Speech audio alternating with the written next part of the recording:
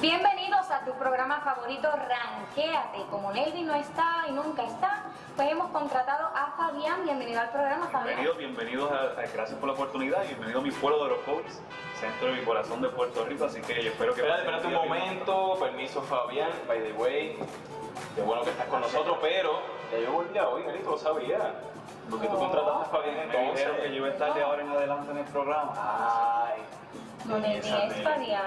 Yo sé que yo falté, estuviste por Peñuela, estuviste por Sidra, no me llamaste.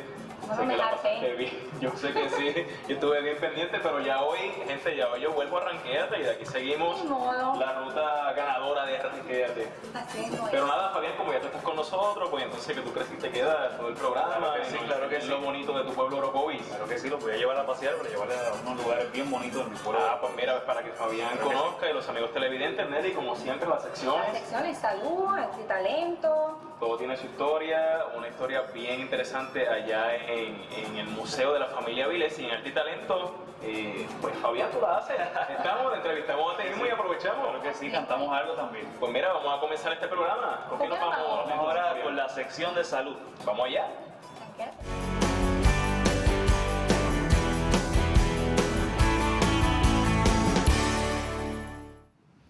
Saludos amigos, le habla el doctor Leonardo Valentín nuevamente desde el Professional Hospital en Guaynabo. Hoy quiero conversar con ustedes en relación a los medicamentos usados para la circulación que no son recetados. Aquí podemos hablar de una amplia gama de medicamentos.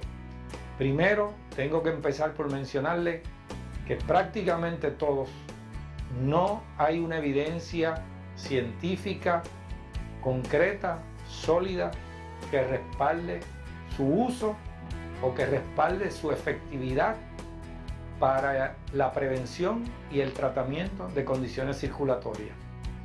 Así que teniendo eso claro de trasfondo, quiero empezar por mencionar que muchos de los reclamos que se hacen en los anuncios comerciales de televisión mayormente, a veces de radio, son reclamos que no tienen una base científica.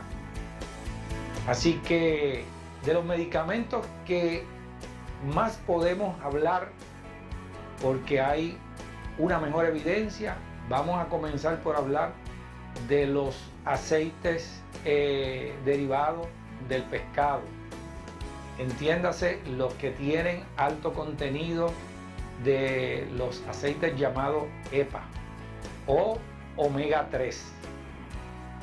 Estos medicamentos o estas sustancias no son realmente vitaminas, ¿verdad? Son más bien sustancias derivadas de los alimentos. Se conoce científicamente que previenen la inflamación en el cuerpo y previenen la agregación de las plaquetas. Esta componente de la sangre que ya hemos hablado anteriormente, que es importante para formar coágulos, pero que también tiene una relación con causar enfermedades en la circulación. Estas plaquetas es las que nosotros queremos inhibir cuando usamos aspirina. Por lo tanto, los ácidos omega 3 tienen un efecto similar a la aspirina.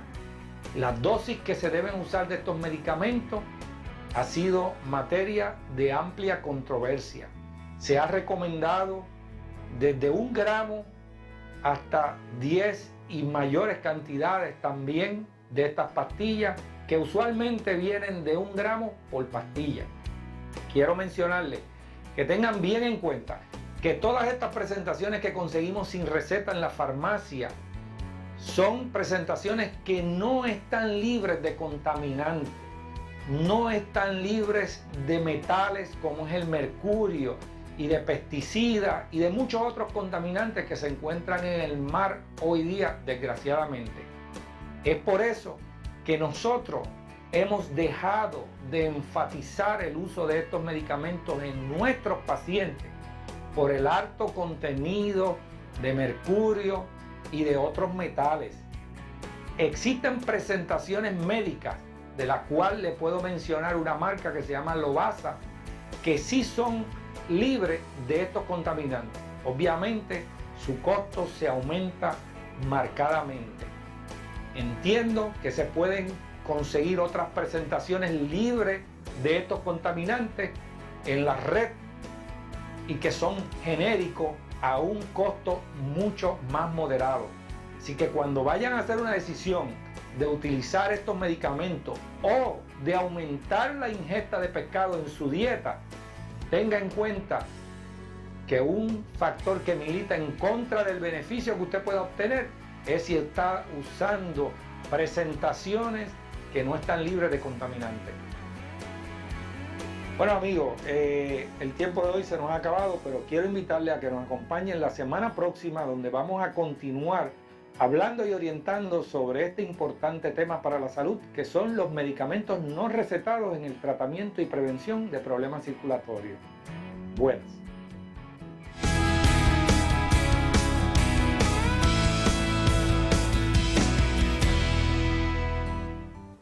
Saludos amigos de Ranquéate y bienvenidos a Todo Tiene Su Historia. Mi nombre es Eddie Vázquez Sayas y hoy desde Orocovis, todo tiene su historia y toda su historia tiene su lugar aquí en el Museo Orocobeño. Por ejemplo, aquí tenemos detrás mío la famosa plancha de carbón. En sus inicios se utilizaba este modelo que se ponía encima del carbón caliente. El problema que causaban estos modelos era que tiznaba gravemente la ropa, especialmente la ropa blanca. Por eso se inventa la plancha que se rellenaba con el carbón, como este modelo que está aquí, con un mofle. Atrás tenía un ventilador y esto se rellenaba con el carbón caliente. El problema de estas entonces era el grandioso peso y el esfuerzo que tenían que hacer las amas de casa para el planchado. Luego de esto es que se inventa la plancha eléctrica, pero con todo y eso, planchar es cosa del pasado. Otro artículo fácil de reconocer es el famosísimo pilón, pero no se confunda y piense que aquí podemos hacer tremendo mofongo. Estos gigantescos pilones se utilizaban para el café. Los que sí se utilizaban para hacer el mofongo era la versión más pequeña que vemos aquí a continuación. Muchos de ellos hermosamente diseñados, incluso algunos que parecen más una copa que un pilón. Era muy importante en aquel entonces esmerarse al tallar, al fabricar las cosas. Hoy en día realmente el sentido práctico es la orden del día. Hoy en día ese nostálgico concepto de ama de casa se ha perdido bastante con el trabajo, con la igualdad, pero ahora, señoras y señores, realmente la tenemos fácilmente en la cocina. Anteriormente no era el mismo caso.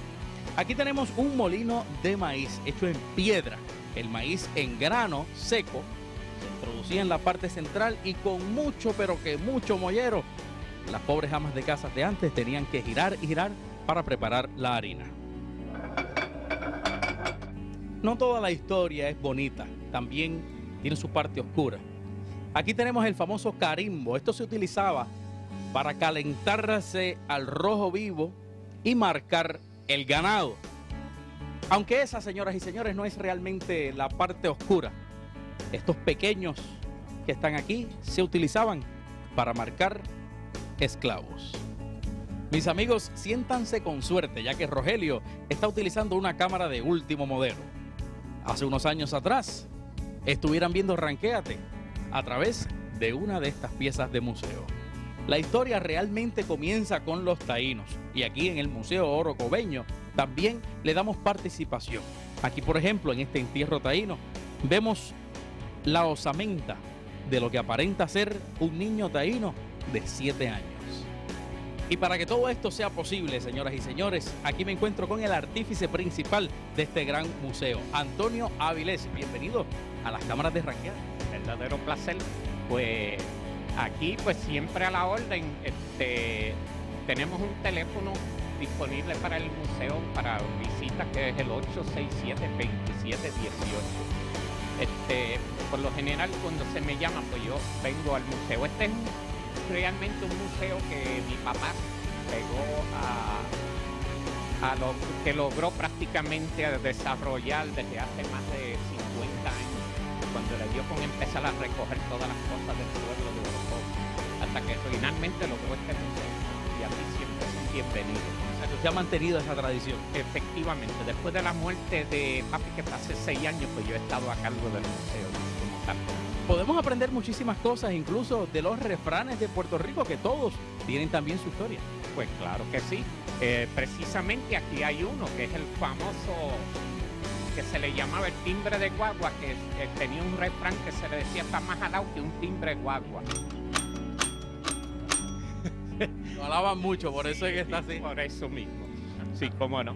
Y entonces había otra de las tradiciones, que eran los famosos monaguillos, el Día de los Difuntos. Y esto, pues, eran las famosas matracas, las que se tocaban por todo el pueblo, que hacían ruido, pero enormemente. Y así sucesivamente, como estas piezas, pues hay infinidades de otras piezas aquí que las pueden deleitar una vez que vengan aquí al Museo Orocobeño. Pues todos cordialmente invitados, señoras y señores. Orocovis, Puerto Rico, también tiene su historia. Y nosotros continuamos en Ranquéate.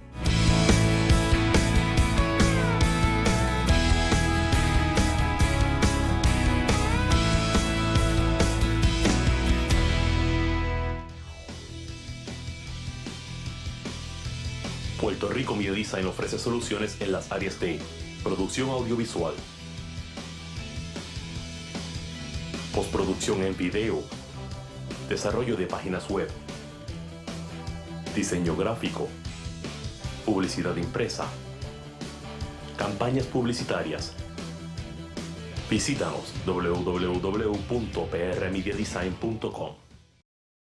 En las clínicas especializadas en circulación del Professional Hospital en Guaynabo, ayudamos a sanar úlceras que su cuerpo no puede y que no han respondido a otros tratamientos. Evite amputaciones. También se realizan pruebas para el diagnóstico y control de la diabetes, cultivos de heridas, vendajes especiales y orientación sobre dieta, ejercicios y otras medidas preventivas. Para más información, llámanos al 740-8787, professionalhospital.com.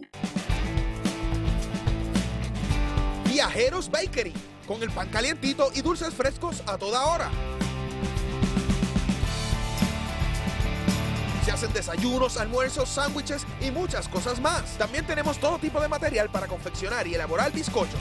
Ubicado en la carretera número 1, barrio Pastillo, frente al Parque Pelota, en Juana Díaz. Teléfono 837-7228 y el 260-1236.